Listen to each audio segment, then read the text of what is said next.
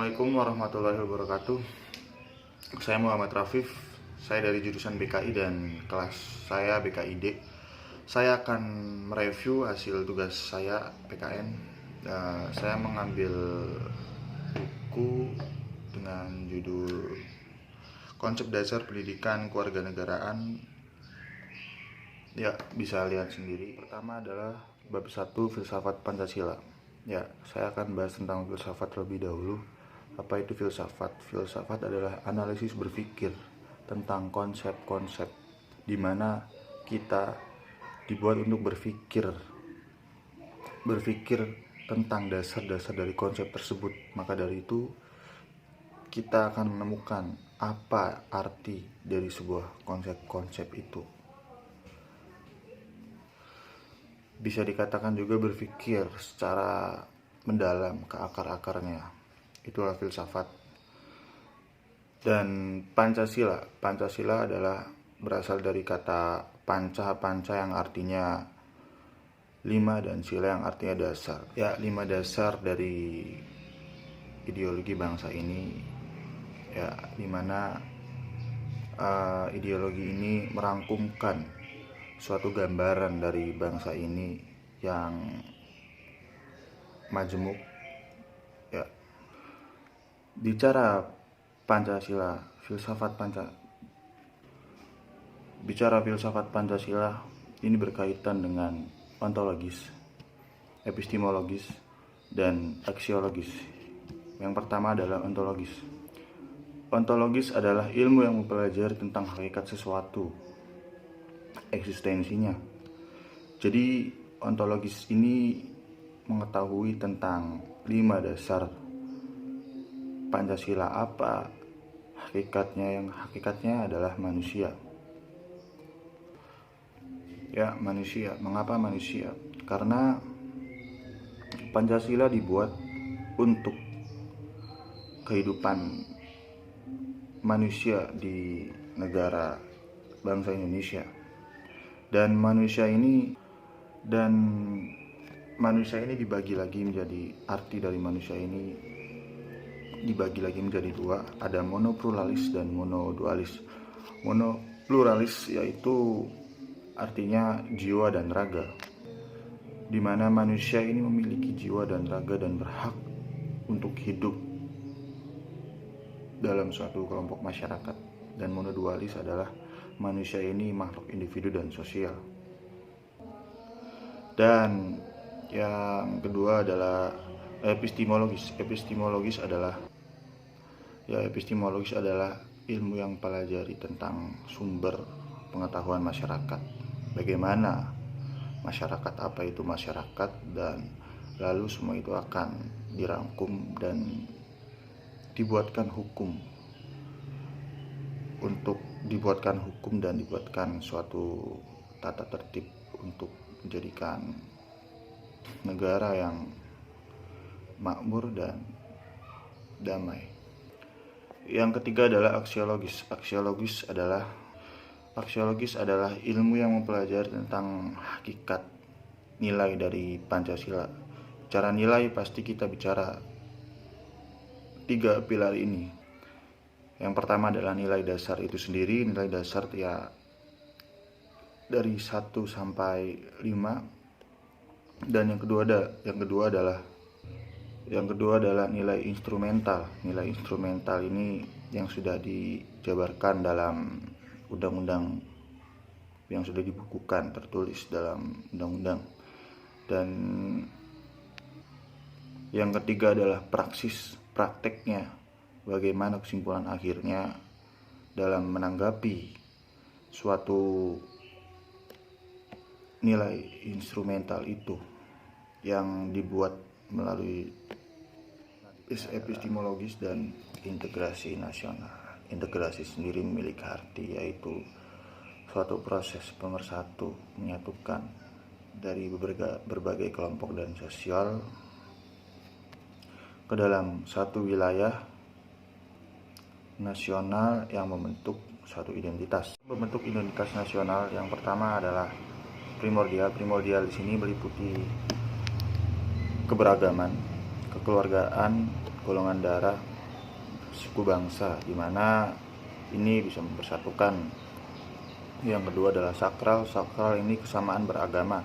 Kesamaan beragama merupakan suatu faktor untuk bersatukan, karena dalam agama diajari tentang kebersamaan. Yang ketiga adalah tokoh.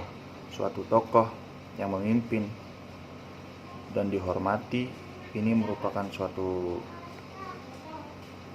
keberhasilan, di mana tokoh ini bisa menyatukan, menyambungkan lidah rakyat, bisa menjadi acuan untuk bersatu. Yang keempat adalah Bhinneka Tunggal Ika. Bhinneka Tunggal Ika merupakan suatu wadah semboyan untuk mempersatu. Artinya di sini walaupun kita berbeda, tapi kelima adalah sejarah. Sejarah merupakan bersatu karena pada masa lalu kita memiliki kesamaan, yaitu penderitaan karena penjajahan. Ini menjadi pemersatu. Rasa yang sama akan menjadikan kesamaan untuk meraih cita-cita dari bangsa ini, yaitu kemerdekaan. Yang keenam adalah perkembangan ekonomi. Perkembangan ekonomi di sini maksudnya adalah melahirkan spesialisasi pekerjaan profesi sesuai dengan aneka kebutuhan. Semakin besar kebutuhan, semakin banyak pekerjaan profesi, di mana ini akan menjadikan banyak pekerjaan, banyak orang yang bekerja, dan akan menjadikan perkembangan, akan menjadi ekonomi akan berkembang dan akan menimbulkan suatu solidaritas yang besar. Yang ke-9 adalah kelembagaan. Yang ke-7 adalah kelembagaan. Kelembagaan di sini merupakan suatu wadah untuk mempersatukan bangsa Indonesia. Karena dalam kelembagaan tersebut berisi orang-orang, di mana orang-orang tersebut adalah partai-partai politik yang ingin memajukan bangsa Indonesia. Selanjutnya, karakteristik Indonesia. Karakteristik merupakan suatu kebiasaan, attitude, tabiat atau kepribadian dari bangsa itu sendiri. Selanjutnya adalah identitas nasional. Identitas nasional Indonesia memiliki 10 identitas. Yang pertama adalah bahasa, bendera negara, lagu kebangsaan, lembaga negara, semboyan Bhinneka Tunggal Ika, dasar filsafat Indonesia, konstitusi Indonesia yaitu Undang-Undang Dasar 1945, bentuk negara Republik Indonesia yang berkedaulatan rakyat, konsepsi wawasan Nusantara, dan kebudayaan daerah yang telah diterima. Saya akan menjelaskan bab 3, negara dan konstitusi.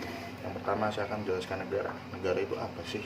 Negara itu suatu organisasi kekuasaan yang dibuat oleh suatu kelompok atau masyarakat yang adalah berisi manusia yang menetap di suatu wilayah dan mengakui adanya satu pemerintahan yang mengurus tata tertib. Dan pemicu negara itu ada dua. Yang pertama adalah manusia sebagai makhluk sosial dan manusia sebagai makhluk politik.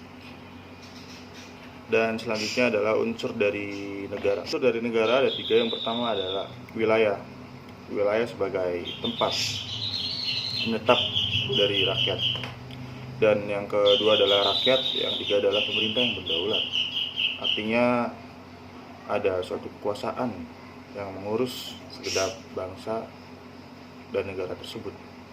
Dan yang ketiga adalah sifat negara. Sifat negara yang pertama adalah memaksa. Mengapa memaksa? Karena dalam pembuatan undang-undang, dalam pelaksanaan undang-undang, demi terjaganya tertib dari sesuatu yang negatif, ini harus dilakukan dengan cara memaksa agar timbulnya suatu keharmonisan. Yang kedua adalah monopoli. Ya. Di sini monopoli sendiri negara menetapkan tujuan bersama masyarakat. Negara melarang sesuatu yang bertentangan dan menganjurkan sesuatu yang dianjurkan.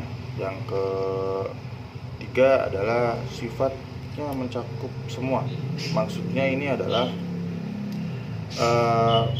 dalam suatu wilayah negara, dalam kebijakannya, peraturannya mencakup ke semua kalangan tanpa terkecuali. Fungsi negara ada tiga. Yang pertama adalah legislatif, eksekutif, dan yudikatif. Legislatif sendiri adalah yang merancang undang-undang, eksekutif adalah yang melaksanakan undang-undang dan menetapkan, dan yudikatif sendiri adalah yang mengawasi jalannya undang-undang. Selanjutnya adalah konstitusi. Konstitusi sendiri artinya peraturan perundang-undangan yang ada dalam suatu wilayah, keseluruhan dari dasar ketentuan atau hukum. Dan di sini ada macam-macam konstitusi. Yang pertama adalah konstitusi fleksibel. Konstitusi fleksibel adalah konstitusi yang dapat diubah melalui proses yang sama dalam undang-undang. Artinya perubahan ini dilakukan dengan cara yang nggak sulit, dengan contohnya pemungutan suara itu sih. Dan yang kedua adalah konstitusi regen. Konstitusi regen adalah suatu konstitusi yang bisa dibilang tegas, lunak, dan ini menjadi dasar bagi suatu negara. Tidak bisa dibilang, mungkin tidak bisa diubah. Contohnya itu seperti piagam